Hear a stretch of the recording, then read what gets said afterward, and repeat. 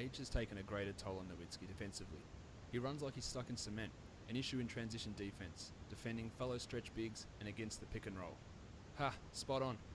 The only problem is, I ran like that my whole career.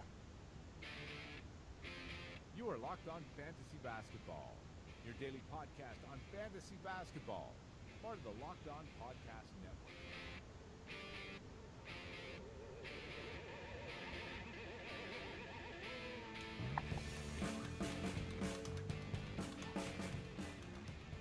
Hello and welcome to the Locked On Fantasy Basketball podcast brought to you by Fantrax and Basketball Monster. My name is Josh Lloyd and you can always find me on Twitter at redrock_bball. We are back with another of the season preview podcast, getting through these. I think probably halfway through them now, maybe a little bit more. We're going to be talking about a Western Conference team who's undergone quite a bit of quite a few changes this off-season. We don't know if it's for better or for worse, and of course I'm talking about the Dallas Mavericks, and to discuss everything that happened with the Dallas Mavericks this off-season and what we can expect coming up in the 2016-17 season. I'm joined by the host of the Locked On Mavericks podcast, Mike Marshall. Mike, thank you for joining me. Absolutely. Thank you for having me, Josh. I do every kind of fantasy sport that there is, so I was really excited whenever David decided to start throwing, fantasy football, fantasy basketball, and I'm assuming fantasy baseball next season in this feed, because I think we're all really excited about what this podcast network can be. Yeah, well, the Mavericks one's a relatively new one. I think, how long have you been running the Mavericks show now for? A couple of weeks, maybe? Yeah, this is the first week. We've got we started on the 12th, September 12th, and then it's myself and Jake Kemp. We both work at 1310 The Ticket in Dallas, Texas, and we've done the Mavericks post-game show for a couple of years now, and we both have our own radio shows on that station, so it just seemed like a natural fit, and we're really happy to be on it. Yeah, look, we're filling up all the teams across the NBA and the NFL. I think we've got 5 NBA teams, maybe less than 5 NBA teams, maybe 4 NBA teams left, and I think all the NFL ones are actually full at the moment. So the network is definitely expanding. We've got, as I said, the fantasy football and this fantasy basketball, Locked On NBA, Locked On NFL as well. There's also a Locked On NFL draft one. Might be an NBA one of those coming soon. I'm not sure, but that's always a possibility. So there's plenty of options for you to listen to across the network. But we're going to be talking about one team today, Mike, and that is the Dallas Mavericks, the team that you cover. And a lot of stuff happened with this team in the off-season. We've got a lot to talk about, so let's get to it. It's always interesting, man. I mean, the starting lineup has shifted 40% of their players every single offseason for like the last 4 offseasons, so there's always something to talk about with the Mavericks. So you're used to it. You're used to all these changes and trying to get used to how this team's got. But it always comes together. Everything always, it doesn't always work in terms of them being the best team, but stuff just always looks like it's falling apart, and then it comes together, and then they're better than you expect, and then the inevitable comments, Rick Carlisle's a wizard, he does whatever he needs to do, and the team is just good. They're not great, they're just continually good, and that's something for the fans, that's something for the organisation, that they can, no matter what happens, they can always make something out of nothing, and it looks like they've probably done it again this season. Now, in all of these team preview podcasts, Mike, at the start we're asking 3 questions to the guest, which have been answered over on Basketball Monster by myself, Kyle, and Matt over there, talking it from a fantasy perspective. We're going to ask you these same questions, and let's have a discussion about them. And the first one is probably the one that everyone who is playing fantasy basketball wants to know about the Dallas Mavericks, and that is Harrison Barnes. How is he going to deal going from being the 4th option in Golden State to probably being the 2nd option in Dallas? Yeah, it's either 2nd or it's like 1.5 for certain quarters of the game, because, Dirk always comes out early in the first quarter at the 7-minute mark. He's on the bench. So you have a whole 7 minutes left of the first quarter that you would think Harrison Barnes will at least be the focal point. It's going to come down to how well he can run main ball handler into pick and roll, which is not something he's done a ton of. I think it was only 4% of his possessions last season. He was the ball handler in the pick and roll, something that Chandler Parsons did really well here as the Dallas Maverick. Harrison Barnes was good at it. I think he was in the 89th percentile according to the advanced stats, but he just doesn't do it much. So he needs to be really good at a skill that I haven't seen him do much, which is, a lot of extrapolating out and a lot of just hope factored in there. But in terms of an overall fantasy perspective, I think he's in for a big jump because just simply his usage rate with the Warriors, you would assume it would be low. It was low. It was lower than just about any average starter in the league that isn't a simple plotting center or something like that. It was 15.9% usage rate last season with the Golden State Warriors. Just as a reference, Chandler Parsons' usage rate was above 20. 20% of the possessions that he was on the court, he used. Harrison Barnes last year, 15. So the total numbers, your counting stats that you worry about in some fantasy basketball leagues, others it's going to be percentages. I think his total numbers are going to jump up significantly, and I think into, not quite Chandler Parsons' numbers, which were, per 36 of almost 17 points a game, 6 rebounds, something like that. But I think you could expect a pretty healthy 15 points per game, let's say 5 to 6 rebounds. He's never been a big assist guy, so you're not going to be in fear of a triple-double getting dropped on you at any time, but he's a better rebounder. He's a better defender, and that's the thing about the Mavericks this year. The addition of Harrison Barnes and Andrew Bogut and everything they've done, what's not fun about it is they're just going to be really good defensively. And that doesn't help you fantasy-wise, but if you're looking at it from an overall team perspective, more rebounds might help Harrison Barnes in a fantasy sense. And being the number 2 option, I think he's going to be 1 a lot of the time, man, because Dirk's getting older. People expect him to hit some kind of wall, which he's not going to. It's going to be a gradual kind of slide off into retirement over these next 2 seasons. But I think Harrison Barnes is up for it. The contract doesn't really matter in fantasy. I mean, that's the thing that drove people crazy was the contract. And it drove me insane. Like, if you were going to do that, why didn't you just keep Chandler Parsons?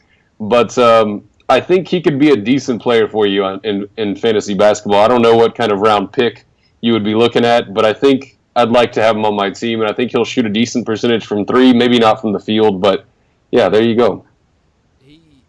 I'm glad you mentioned Chandler Parsons, because if people are expecting him to do what Parsons did, they're going to be disappointed, because Parsons is a really good ball handler. He's a guy that can get you 4 or 5 assists a game, and Barnes just isn't that guy. But you mentioned it, he is a better rebounder, but he's not the same fantasy player that Parsons is. Parsons is a guy that has top 40 type of upside. Barnes isn't that high. Now, you mentioned you might get 15 and 6. We've got him projected at 16 and 6 for this season, but the assists are low. But he has shot 40% from 3 basically for the last 2 seasons.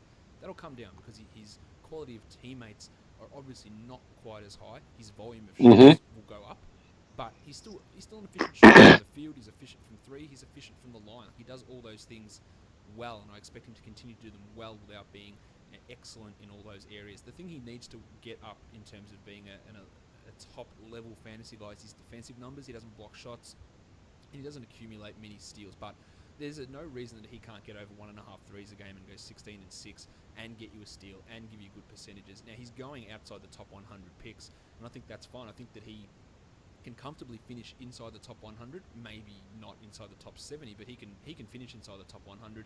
And we haven't seen him in this role, but I am not coming more around because I wasn't really down on him to start. I think he's going to have a really big season and surprise people. Yeah, it's not worth $20 million, but who cares at this point? That's the market. That's what the Mavs needed to do to get themselves back to being respectable and into the playoff race. They did it. He's here. He's that 1.5 option, as you mentioned. He's going to score. He's going to do all this stuff. It's going to happen. Yeah, it's that balancing act between upping your usage rate by 5 percentage points and also realizing that he played on a team last year where everybody else in the starting 4, I guess outside of maybe Bogut, at times could create their own shot. And with the Dallas Mavericks, I don't see anybody that can consistently create their own shot if it's not a Dirk one-legged fadeaway. So it's a sliding pendulum of I'm getting more looks, but they're not going to be as good. So your totals will be higher. 3-point percentage is going to dip. There's no way around it. Like, he's going to have a worse 3-point percentage this year, but top 70 doesn't sound crazy to me. And SI did their NBA top 100 this year yesterday, and he didn't make the top 100. And I was like, if he doesn't make top 80 this year and overall players in the league, Mavericks are probably in a bad way. Yeah, that's true. I do imagine. imagine his percentage is dropping, but I also imagine him getting to the line a lot more this season, so that'll be something to watch for, that he only got to the line 2 times per game last year. I can see him getting that up, because he's going to have the ball in his hands well, and that's a product of having the ball in your hands. And if he gets there, and potentially, look, he shot 76 from the line last season, if he gets back to that or exceeds that, and gets there a few more times, it's worthwhile. So he's obviously the guy that people are most interested in, because the contract, because the new team, the new environment, how's it going to work? I'm pretty confident, but he's not going to be Chandler Parsons. He's just not that sort of fantasy asset. He just doesn't bring it in all those areas that Parsons did. Not to say he's a better or worse player, but from our perspective, in a fantasy point of view, he's just not able to rack up the stats in that same sort of level. Now, the next question, the center position in Dallas last season was weird. Zaza Pachulia started off the year, played well, and then just vanished, basically. Carlisle just banished him to the bench. He didn't play him. And then he went with mixtures of JaVale McGee and old rookie Salah Mejri, who had some nice performances, but Carlisle was never convinced. He would play him big minutes one game, he would play him 10 minutes the next game, he would play him 25 the next game. Now, Mejri I thought he showed enough that he could be a useful centre, and when he starts, he can put together numbers. There is no way that he challenges Bogut, because Bogut had a bit of a drop-off last season, but he's not challenging Bogut for a starting position. No, he's not at all. And the thing about Zaza last year, being in the locker room quite a bit, heading into the All-Star break, he did something to his Achilles, and he basically lost his effectiveness, his little limited effectiveness he had. And at that moment, it got really weird. Like you said, it was JaVale McGee. It was even David Lee at times after he got signed, playing some center. And for some reason, they've done this thing with Dwight Powell where they've shifted him back and forth between a power forward and a center so often that I don't even know what Dwight Powell, I don't even think he understands what his role is anymore. So it's nice to have a center like Bogut, one of the best defensive players in the league, anchoring back there, being your goalie. And I don't think, as much as Mark Cuban loves Salah Mejri, because he was basically a Mark Cuban find, his spot on the roster will never be in doubt. He'll probably catch more minutes than he's probably worth, but I don't think in any world he's going to edge Andrew Bogut out of a starting position with the Mavericks, unless, obviously, Bogut has his limitations. He can only play 20 minutes a night. He only plays about 65 games a year. So there's going to be some starts in there for Salah Mejri, and he's probably going to get close to doubling his minutes total overall this season. And I don't know if he's ready for that. It'll be really interesting to see, and I want to see what their new plan is with Dwight Powell, because they paid him a ton for a dude that hasn't done anything in this league. And is it the plan to use him as a high activity 5 in some stretches against bench units? And if that happens, then Salah might not need to jump up to 18 plus minutes a game, as he only got 11.7 last year. So that'd be drastic. He is fun to watch. He gets some fun. Go ahead, sorry. I think what they're going to do a little bit is play Powell at that 5 and play Harrison Barnes at the 4, and so they can get Justin Anderson on the court. I think that's absolutely what they're going to do, because Anderson was tremendous. We'll talk about him a little bit later, but he was sensational really in stretches last season, and they want to get him on the court. And Barnes' best position probably is the 4, and he'll probably do that when Dirk retires on a full-time basis. He can defend 4s, and he's big enough to do that, and that would allow Anderson to get into that starting line. So I think that's what they brought Powell in for, and that's going to really affect what Mejri's able to do now. But let's get back to Bogut for a second. Talk about his injury history. And I've been waiting for this podcast because I've been researching this with Bogut, and people talk about him. He's injury prone, and I understand that he gets hurt, but Mike, I'm not sure if you're aware of this. Some people would know this because I've tweeted it out before. But Bogut has played more games in the last 3 years than Kawhi Leonard, Anthony Davis, Jimmy Butler, Russell Westbrook, and Nikola Vucevic, and there's one more that I'm missing. Butler, Leonard, Westbrook, Vucevic, Davis. He's played more games than all of those guys combined over the last 3 years. Not those guys combined, but over the last 3 years, he's played more than them. Now, we talk about Bogut. He never plays. He's always out. Played more than all of those players who are players that you think, Davis, okay, Kawhi, Jimmy, but people come to me and say, Jimmy Butler's an Iron Man. Cool. He also misses 20 games a year. Yep. But we don't put that same label on it. Westbrook, the same thing. Like, they've missed all these games. Bogut's played more than them.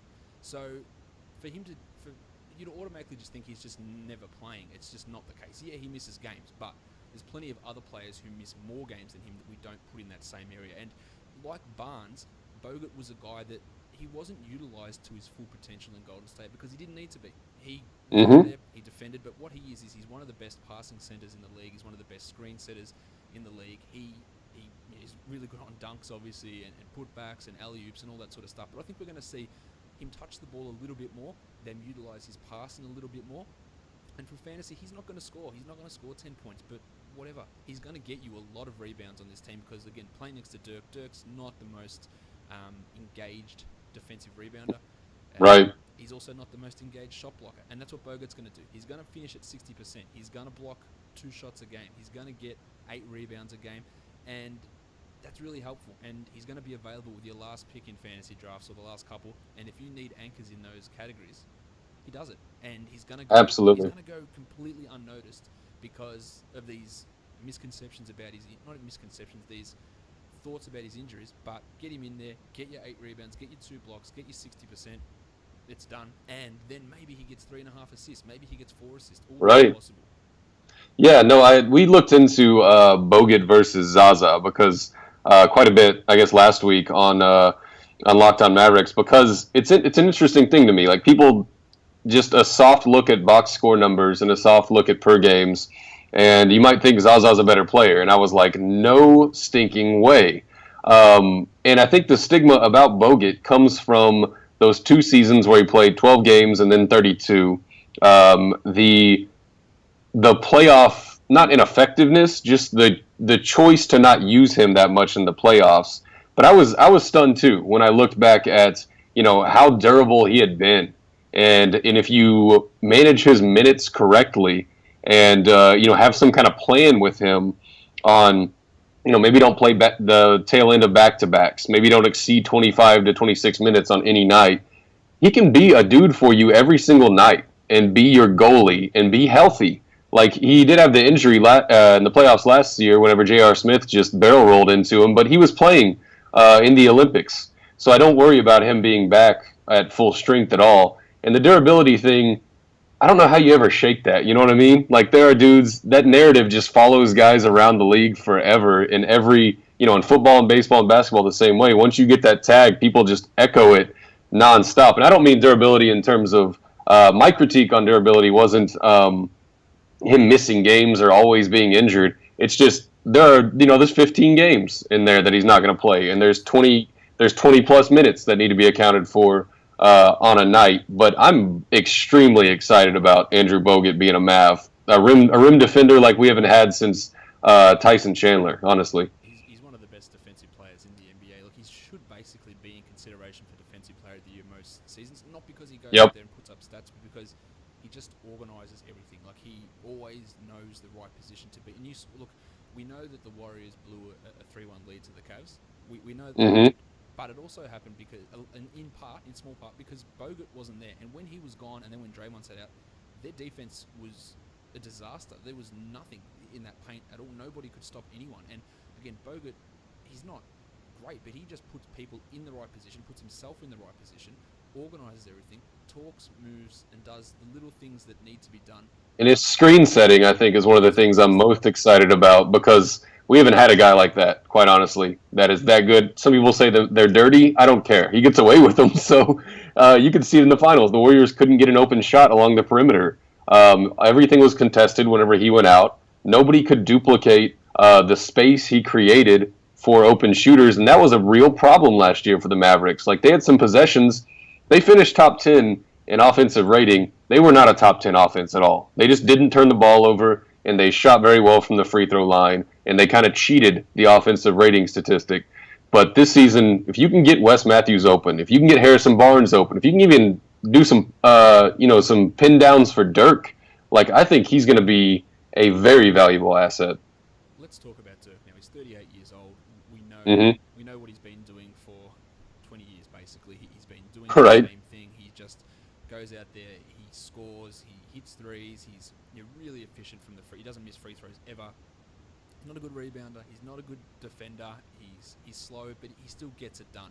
The question we've got here is, can he turn in another top 50 fantasy performance? I think that's unlikely, but as you touched on earlier, he's not going to just become terrible all of a sudden. He's just going to ease it back. Maybe he plays a couple less minutes this season, because his minutes did go up a little bit last year. I think that probably comes down a little bit this season, and as we've touched on with Harrison Barnes, that some of Dirk's usage just slowly seeps across that way as they start to transition, but Dirk's basically just going to be Dirk, isn't he? Yeah, absolutely. And I think his minutes went up last season a lot. A lot of that in part because Chandler Parsons was so hurt off and on, where he couldn't play that stretch four position whenever Dirk would come to the bench, and they would just hurry Dirk back onto the court. Harrison Barnes, a lot of his allure is that he is one of the most healthy players in the NBA outside of last.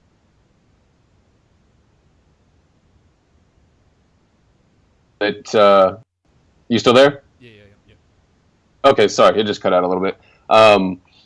Yeah, so I think the plan for Dirk is to get his minutes, maybe 28, 29 a night, and of course that'll drop his, counting stats down. He's not going to score 18 a game, I don't think, but I guess it's possible if he shoots well enough, because he always has these little dips in percentage once it gets to late December, January. He's done it the last 2 years, and going into last season, I asked him, I was like, what happened? And he had some excuses. He was like, I had a stomach flu, and I just didn't have my legs for a couple weeks, and he just said he kind of fell into a hole in late December. And I thought last season was going to be different, but it wasn't. January was really bad for him, percentage-wise from the field. But his totals were fine. I mean, and that's what you care about most of all. I definitely think he could be, challenging a top 50 spot in fantasy. But his usage rates, I wouldn't bank on it at all. I wouldn't make a high pick on it. I wouldn't draft him as a top 50 player. I would wait until everybody else just kind of sleeps on him. Because that usage rate's going to go down a little bit, I would think, and then the minutes, I think 28 is the target this year. 28, okay, so that's much lower. Yeah, he was at 31.5 last season. That's a Yep. big dip there for Dirk. So that's going to make it impossible for him to be a top 50 guy in those sort of minutes. Now, he was a top 50 guy after the All-Star break. He talked about how he dips in that December, January, but what he always does is come home really strong, and he almost averaged 20 points a game after the break on 45% shooting in 32 minutes, and that's fantastic. But expecting that over a course of a season is not going to be the case. But we've seen him get stronger as seasons go on. After that mid-season lull, and there was a couple of seasons ago where he was dreadful. I think after the Mavs won the championship, for about 2 months he didn't do anything for the first couple of months, and then just stormed home with like top 10 numbers over the last 2 months of the season. And that's something that he's just continually done throughout his career. The NBA draft, Mike, the Mavericks didn't have a first rounder that went to Boston as part of the Rajon Rondo deal, but they did. Don't bring that up. Look, I love talking crap about Rondo as much as I can. I've probably exhausted all the listeners' attention on that, because I've done it just every podcast and I can't wait till I talk about the Kings on the Kings podcast, because there's going to be more Rondo. Oh my gosh. AJ Hammonds in the second round. I think it's a really good pick for them. I think that Hammonds he's got a bit to work on, but the Mavericks haven't really had a huge amount of success with their draft choices. Anderson last season was, and I think Hammonds can be. I think that we talk about Mejri already, but he's not young. He's like 28 years old already. He's older than that. He's 30. Oh, there you go. He's 30. Yeah. So he doesn't have long really in this league, and maybe no. Hammonds 2 years to develop, and then I think he can legitimately be maybe not a starter, but maybe a 22-minute backup, because he does a lot of things well. He can block shots. He's a good rebounder. He's not horrible offensively. He can do a few things. I think he's a really good pick from them. And if you want to invest deep dynasty type of leagues, you've got to be 3 years down the track with Hammonds. But it could happen. He could become a guy that is. I don't want to say he's going to be Tyson Chandler, because that's a stretch, but those sort of numbers that just put you inside the top 100 for fantasy, maybe get you 9 rebounds and 2 blocks and 58% shooting, that's the sort of stuff that I think he can do. Yeah, I don't want to spoil your optimism. I do like the pick. I really liked it at the time. Just seeing his raw ability, and he can pick and roll, and he can rim run. He can finish, and he plays pretty nasty a lot of the time, which is one of the most fun things about him. But the same reasons why he fell into the second round are the same reasons why this coaching staff is already kind of fed up with him a little bit. I know they weren't impressed with his summer league at all. I think lazy was a word that kind of got thrown around quite a bit. Didn't like his temperament. He wasn't DeMarcus Cousins level of hothead or anything like that, but they just didn't like his overall attitude. He wouldn't hustle necessarily, and I just got bad reports out of summer league, and that doesn't mean that's going to mark his career, But if you can't take an opportunity on this team when there are minutes clearly there at a backup five in a great situation, I mean, you could have been drafted in 15 to 20 of the other outposts in the NBA that aren't just committed to winning every single season. I felt like this was a great landing spot for him, a great opportunity, and I just need him to, fulfill his talent. He's obviously got a long way to go, and all those concerns are definitely why he fell. But there's obviously two ways that it can go. But in Dallas especially, he can either really buy in with Rick Carlisle and he'd be sort of whipped into shape and it works out really well, or the coaching staff will just go, sorry, we're just done with this guy and he's gone in a year. And both of those things, I don't think there's much middle ground there. It's going to be he buys in and they really turn him into something, or they're just going to be like, we're just not persisting with this. Let's move on. They're not going to muck around with it. So right. And it's different when Rick Carlisle is yelling at you and when a summer league coach is yelling at you, obviously. That's going to be the interesting thing to see. Because, look, we know that Carlisle won't play rookies for months, so we won't see Hammonds really much this season at all. I don't think we didn't see Anderson until really March to have any sort of decent minutes, same as Measure. They just didn't play, and Dallas hasn't had rookies really ever play in the last 5 years or so. They just don't do it. So you're just not going to see him play. But in terms of whipping him into shape, that's what they're really going to have to do. He'll play in the D League quite a bit, and he could put up some good numbers there. But it's going to be interesting how over those first couple of months he responds to Carlisle. But the talent is there. It is a mental issue, and that's why he did slide. Look, he could have easily gone at the back end of the first round, and I don't think anyone would have had any concerns with that. So there's some interesting things to look at with that. Now, in terms of free agency, we've talked about Barnes, we've talked about Bogut, who wasn't a free agent, he was a trade, but similar thing. The one that I'm really interested in, aside from Barnes, is Seth Curry. The Kings, it was a ludicrous decision to me for the Kings to rescind his restricted free agent tender and just let him walk. And then the Mavericks got one of the best contracts, I think, in free agency by signing Curry to that 2-year, $6 million contract.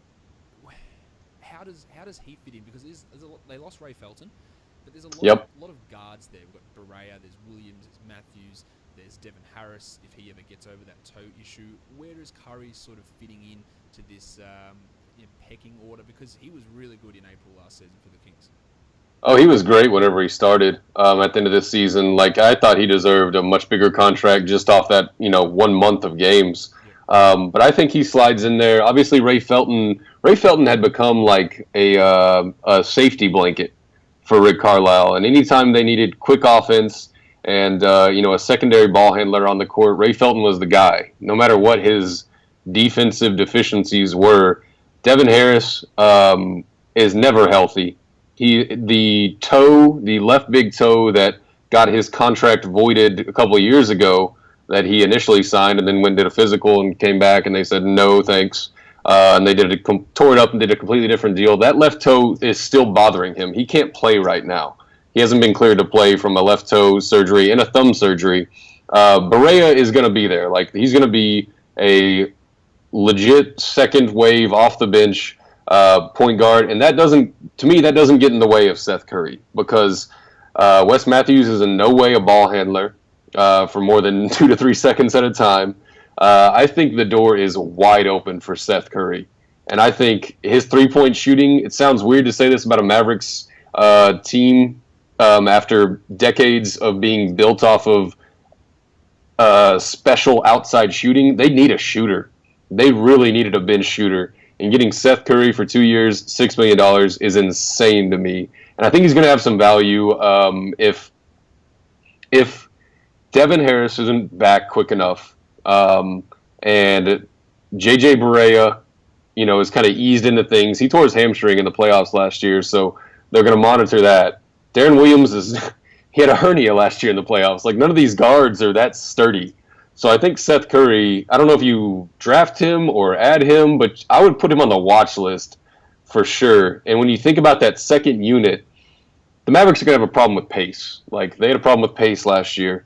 They were slow in pace, and that means not good for them. Some teams can get away with being slow in pace, like the Spurs, but that second unit of Barea, Seth Curry, Justin Anderson, Harrison Barnes, and Dwight Powell, that sounds like a really fast and fun group. And I can't wait to see what Seth Curry does. I mean, March and April were exceptional for him.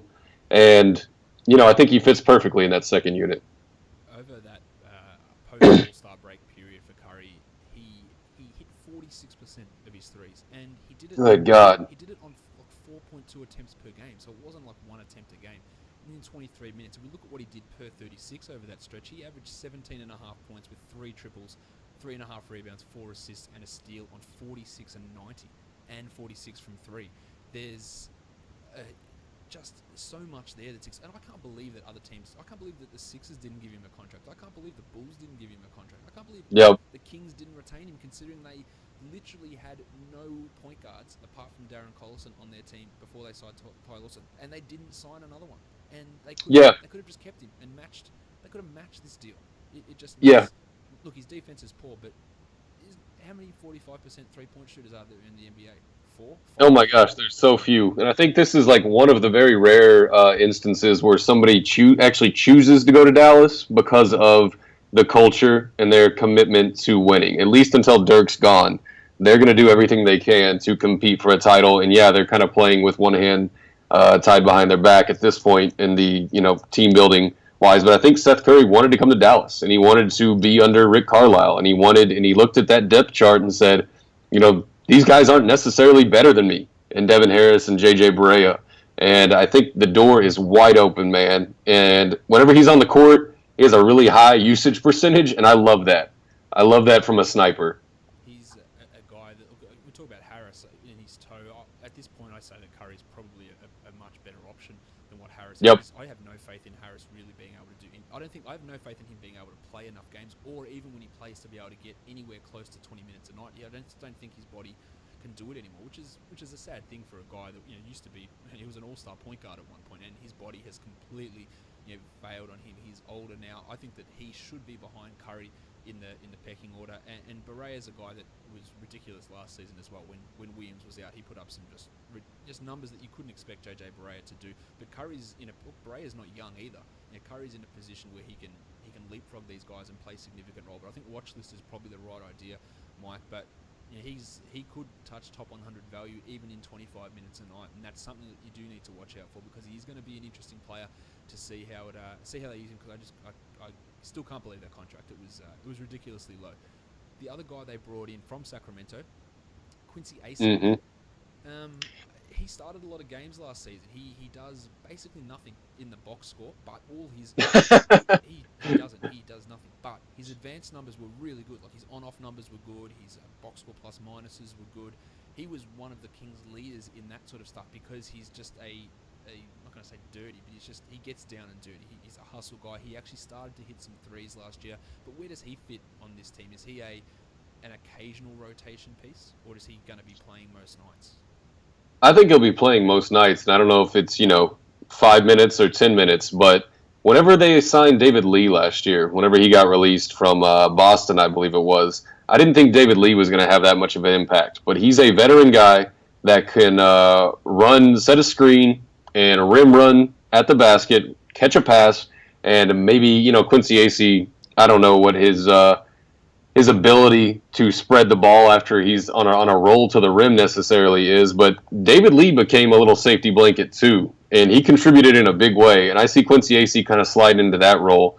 I think 10 minutes a night out of Quincy Acey against a second unit when he can out-physical some dudes, I think he can be very valuable, because they've had a rebounding problem for, good God, it seems like, 8 to 10 years now.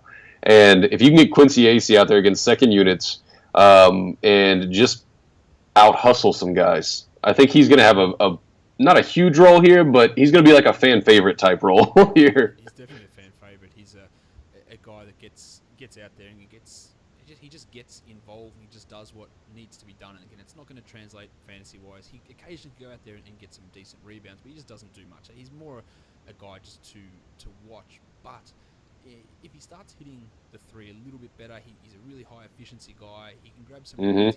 He's a guy to watch that does contribute, and he does contribute to the team being better, and that's something that obviously the Mavericks are going to be interested in seeing how that plays out this season. But I've been a guy that's bashed AC a little bit for what he does, but last season he was really good, and I tip my hat to him because he did provide quite a lot for a team in a really difficult environment, being Sacramento.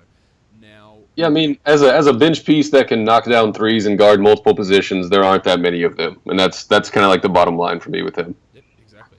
Now look at breakout candidates, Mike. Who's a guy? Now you can use whatever criteria you want for a breakout, but who's a guy that turns in a bigger campaign than or puts himself more into the national media consciousness? However you want to frame it. Who's your breakout candidate? Yeah, I mean, we already mentioned Seth Curry, and I think he's going to be not a national name, but he's going to be a fan favorite and a guy that we're probably talking about offering some kind of extension this summer just to lock him up for a longer term deal. But Justin Anderson, I don't want to be too obvious with Justin Anderson, but man, he is really fun to watch. He started knocking down threes last year. In the playoffs, he had some great games. The opportunity is right there. I mean, when you start bumping Harrison Barnes up to the 4, that obviously leaves a gap at 3. And I don't see anybody else in the Mavericks roster that can challenge for those kind of minutes quite like Justin Anderson can. And, I mean, chase down blocks. His physical ability is better than anybody else on the team. Like, he is a freak. And the thing that was really encouraging from him at Virginia and why he got drafted is that special physical ability and a very solid, very simple three-point stroke. He shot over 40%, I think, in his senior season at Virginia. He's got to get back to that, knocking down open threes. But if he can do that, man, and they liked him. They clearly liked him. They don't do this a lot with rookies. And when they do it with one, they're pretty special. And I think Justin Anderson is going to be pretty valuable this season to this team and maybe fantasy-wise if, just some dominoes fall on the Mavericks roster. We've got him projected currently at 22 minutes, and that puts him just outside the top 150. If he, for some reason, gets to 27 minutes, he's a guy that you want to own because I wish I could remember this stat. I saw it last night as I was drifting off to sleep. Some stat about rookie production, and Justin Anderson's name was up there with about 4 guys in history in terms of what he was able to do in the last 2 months of the season, in terms of his ability to get blocks and steals and hit threes. Like, if we look at what he did after the All-Star break, he blocked 1.7 shots per 36 minutes, which is a huge amount for a wing, a guy that can potentially play the 2 at times. He got a steal a game. He hit over a 3 a game in that time frame, and that's only at 27%. And you mentioned it already. He hit 40% at Virginia. He can be a better 3-point shooter than this. I wouldn't be surprised to see his 3-point percentage go from 27 to 37. That's a huge jump, but it's not ridiculously crazy to think that he could take that leap. He's a really good free throw shooter. He knocked down 86% of his free throws after the break. His field goal percentage will come up, and you talk about guys who are 1-1 threats, guys that can get a 3, a steal, and a block. This is the guy. This is one of the new guys that's coming in that's going to be that player. I really value him. I think that when Dirk retires in 2 years' time, when Dirk's gone, you're going to see Barnes at the 4, you're going to see Anderson at the 3, and you're going to see him playing 33 minutes a night, and you're going to see him just being an absolute, not necessarily Kawhi Leonard, but just a terror, a defensive terror who can then go down and just beast guys with what he does, with his physical capabilities. When I saw him at Summer League last year, I was like, okay, this is something good. And to be honest, at the start of last season, with Matthews and Parsons unsure, I drafted Justin Anderson with the last pick in a fantasy draft, and thought, it's a risk because I know Carlo's not going to play him, but he's going to have to get some playing time. Carlo went back to his old ways, didn't play him, but the talent, the talent is clearly there. He's going to be a tremendous fantasy contributor. It might not quite come this season, but 2 years' time, he's going to be a top 70 guy, I'm pretty sure. Yeah, no, I don't disagree in any way. I'm very excited about him, and it's it's kind of a Mavericks trick that I have to like shake myself out of getting too excited about rookies, because the last one that even contributed in any way was Rodrigue Beaubois, and you know how that pans out. Yep. So I mean, Justin Anderson, all the boxes you want to check off for a rookie, he checked off last year. At least for a dude that was drafted after the 20th pick, like. Um, he's a freak physically. He's got a decent set shot. And nothing's wrong with his stroke. I think he just kind of would freak out a little bit last year whenever he was open for a three. And then his mental makeup is the most impressive thing to me, because man, he was just really happy to be playing professional basketball for a living. Like he loved it. He didn't mind, not getting more minutes whenever Parsons and Wes Matthews were recovering. He was like, I'm here to learn. And I know I'm in a great spot. I'm going to listen to Rick Carlisle, and I'm going to listen to Dirk every single day. And, dude, the future's really bright for him, and I don't want to get overexcited just because I'm a Mavericks fan, but I think he's going to be something special. Yeah, I'm really excited. I think he's probably going to play the most minutes off the bench this season. Like, you're going to see, Barea might be that guy, but then there's Curry to take some of those minutes as well. It's White Mm-hmm. potentially, but I think Anderson's right in the mix there, because their wing depth is not great. There's no wings really on this team behind him, unless again you're not counting Devin Harris, because you can't rely on him.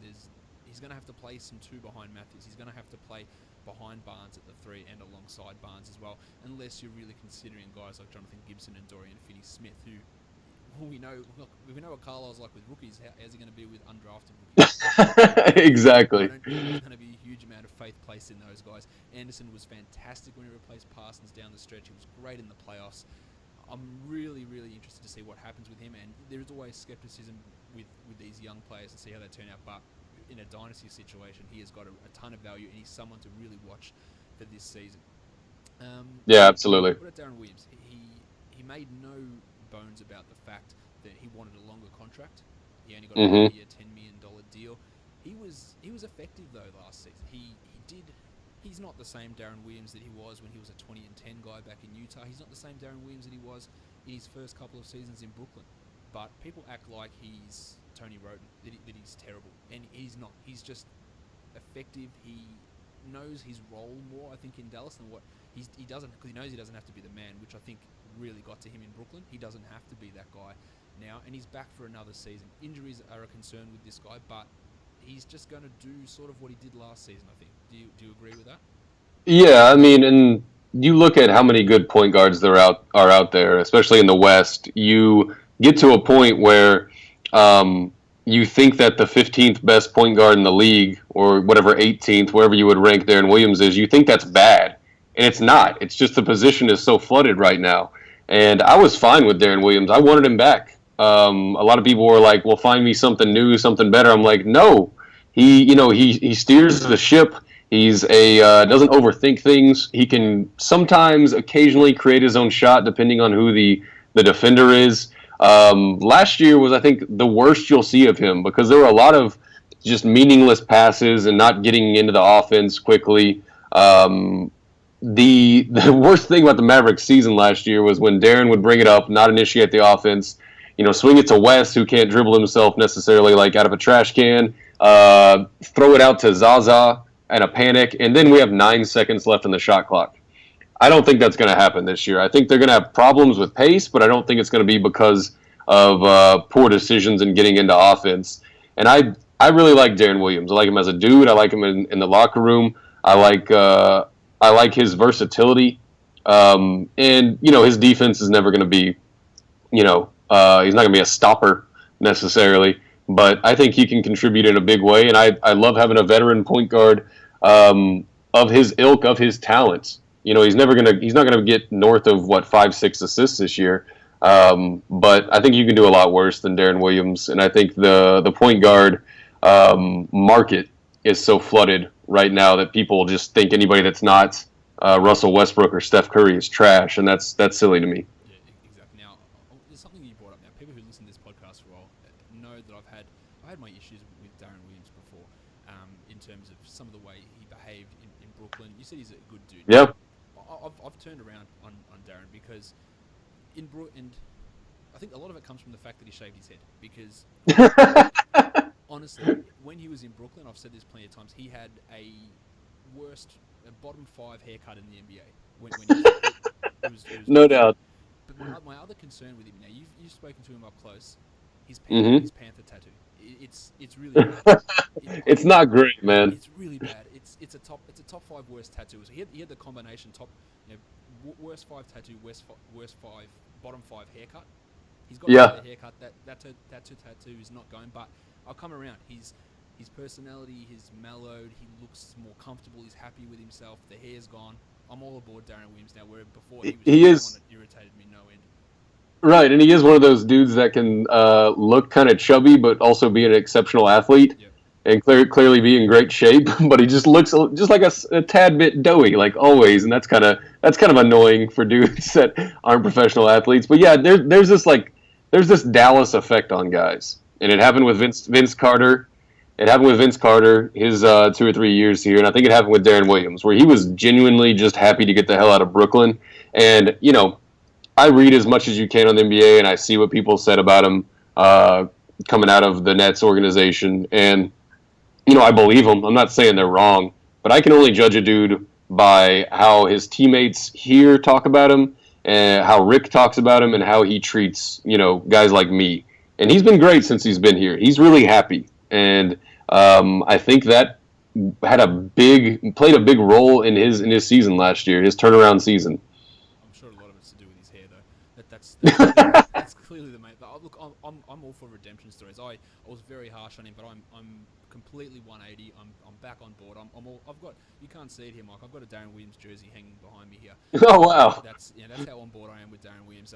What a turnaround for you. Oh yeah, look, people will attest to how much I couldn't deal with so many things that he did, but I'm back on board. And you talk about guys that point guards get smashed in fantasy drafts. You'll have 20 of them go in the top 60. Mm-hmm. And then you're going to be sitting around at pick 100, and my assists are a bit low. Darren Williams is going to be there. You just get him. Yep. You're going to get 14 points. You'll get 6 assists. You'll get over 1.5 threes. You'll get a steal. You'll get really good free throw percentage. He'll sit there. He'll miss some games, but you're talking about pick 100. He's going to be there. He's a much better option than Derrick Rose in fantasy. You should be grabbing him over Rose. He's going to be there. The other guys are there. Emmanuel Mudiay is going to have his issues with his percentages. Alfred Payton.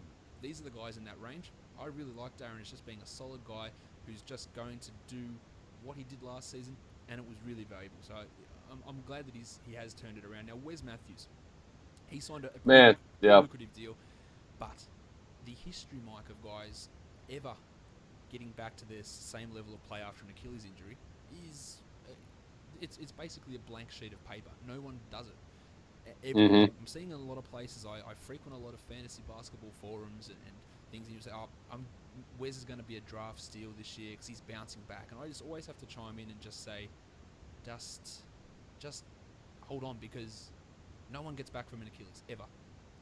Right. I think Dominic Wilkins, I think, is the only dude that ever actually put up a better season after an Achilles injury. And I don't think Wes ever had that athleticism ever in his entire life. So my optimism is that I know he was really frustrated last year with his movement, with his legs just not being there. But he's such a dude that, I think anybody could be, really good friends with Wes Matthews. So it's easy to talk to him in the locker room. And I know he wanted to play every single game.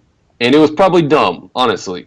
It was probably bullheaded and a little bit ignorant to try and rush yourself back. But he wanted to do that. He wanted to live up to his contract. He said, you're paying me this amount to play basketball. I'm going to play basketball every minute that I'm alive, that it's possible. And it was dumb. It hurt his season overall. I think if he would have taken, a couple of weeks, even a month off at the beginning of the season last year, he would have been healthier when he came back. His shot not being there because of his legs not being there was a big problem. Didn't get that many open looks either. Obviously, he wasn't playing with LaMarcus Aldridge and C.J. McCollum and Dame Lillard. It was a much less talented offensive unit. But I think them figuring out how to use Wes Matthews and him figuring out how to use his body now, that's what I'm encouraged about. And he's going to train harder than anybody could ever imagine. So that's not going to be a problem. I just wonder if his leg will let him, get back to Portland Wes Matthews, or even 80% of, because the more he figures out about his body and how to use it, I think the better he gets. So I think he's going to be better than last year. I don't know if he ever gets back to the guy that I was begging the Mavericks to sign up until he tore his Achilles. I don't think he gets back to Portland, Wes Matthews, but I think he's better than last season. So I think exactly what you said. But the encouraging thing to me is that after the All-Star break, he shot 38% from three. Now he shot 39% from the field, which is a huge dip. He shot 45% in Portland, 44 the year before that, 44 the year before that. But he did improve his free throw percentage 11% from 75 up to 86, so that's encouraging. But he doesn't do enough in the other areas. He doesn't get you really assists or rebounds. He hits threes, but if that's not falling and his field goal percentage is such a big negative as it was last season, it's a real concern. Fine to take him where he's getting drafted, but he was a top 50 player in Portland, and I just don't see him ever getting back to that. But if you're picking him at pick 100, pick 110, sure, go for it. Grab him there and see maybe he turns in a little bit of a rounds value, 10 picks, 20 picks value. Maybe he gets that percentage from 38 to 41. Yeah. It will really help him and get those numbers up. But I think that if you're going to look at it and think, which way is it going to go? Is he going to be the same or is he going to be much better? You're better off thinking he's going to be the same because that Achilles, and he's not young. He's not 21 years old. He's not 22 years old. That Achilles is a real concern, and people might not realize this, but so much shooting comes from your legs. It's not your arms. Oh, yeah. And especially three-point shooting. If your legs aren't Yep. right, then forget about it. You're just not hitting Yeah. shots, and that's a concern for him.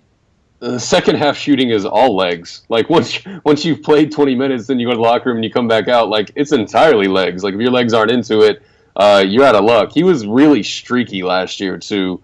Man, he would go a week shooting like a good 20% from three, and I think that's going to be gone. I think he's going to be more balanced, and I think honestly they found a couple things as the season progressed that they couldn't really execute on a consistent basis, which was posting him up was a fun trick to have. And I don't know how often they can do that because Harrison Barnes is probably going to need a couple post-ups as well, being, his size and his versatility. But I think he's better than last season, and that's, a far cry. Not many other guys really on this team to get into. I think we've covered most of them. What about Gibson and Finney-Smith? Do you think that those guys are making the final roster, or is it a guy like Nicholas Brasino or Kyle Collinsworth or Jamil Warney? These are the guys that are in camp with this team, and there's really two roster spots up for grabs. How do you see those final two spots playing out? I like Jonathan Gibson just because what I saw during Summer League. Brasino, I haven't seen a ton from him, but they love that kind of dude. I've heard great things, and Finney-Smith has the track record there of big time college basketball production. So I would say, let me think. If I got to pick, let's see, two guys. You want two? Yeah, I think there's 13 guys that are you're guaranteed. Nowitzki, Bogut, Williams, Barnes, Matthews, Anderson, Powell, Barea, Curry, Harris, Hammonds, AC, and then you've got two spots left. Yeah, I think it'll be Finney-Smith, and damn, I wish there was a big guy that was worthy. I don't think he's that guy. No, I don't either. I'd probably go Brasino and Finney-Smith, just because of the lack of depth at small forward. I mean, if Justin Anderson is the only answer back there, and Brasino, I've just heard really good things from the organization about him. So yeah, I don't think Warney warrants a roster spot right now. But as we mentioned earlier, Rick Carlisle doesn't play first-round rookies, let alone guys that drafted at all. So I don't think we're going to need to worry about these guys even seeing 20 games. They're not even going to do that. So I don't think we've got too much to be worried about there. But Gibson, yeah, he was a really good scorer in Summer League, so that's interesting. But the wing depth is a concern for this team, definitely. All right, Mike, I think we've covered everyone on this team, but before I let you go, I want a bold prediction. What's something you can be whatever you want. You can say that Darren Williams is going to grow his hair back. You can do whatever you want as a bold prediction. I guess my bold prediction, it's not going to be that fun in terms of people don't like defense, but I think this team is going to be probably a top 6 or 7 defensive unit in the league.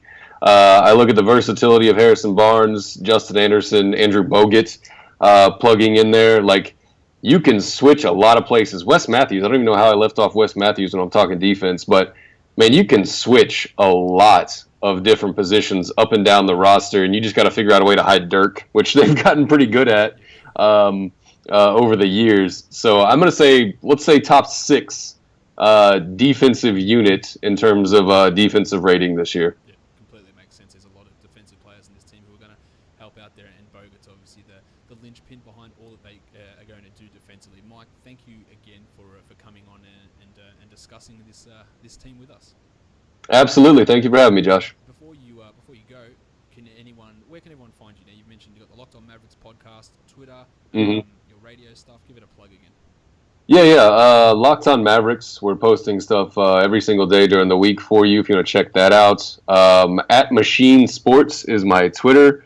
If you want to follow me on there. Also, my co-host Jacob Kemp at Not Jack Kemp if you want to follow him for good Mavericks talk. And then we both have shows and produce and do all kinds of stuff on 1310 The Ticket in Dallas, Texas, which you can actually get on the internet anywhere or on the iHeartRadio app. If you go to theticket.com, you can stream it. My show is called Not a Podcast. His show is called the Shake Joint. And you can check us out there. And I think I don't have anything else to plug. Sounds good. Give both of our podcasts a rate and review on iTunes. 5 stars would be awesome. Locked On Mavericks, Locked On Fantasy Basketball. Follow us both on Twitter. Enjoy yourselves. Hope you guys are enjoying the podcasts. Enjoy getting ready for NBA camps that are about to open. Fantasy draft season. All that stuff's coming. Mike, thank you again. It was great talking to you. Hey, thank you, Josh. Thank you so much for listening, everyone. See ya. Awesome. You good? Yep. All right, cool. All right, I'm going to get off here. Thanks, Josh. Cool.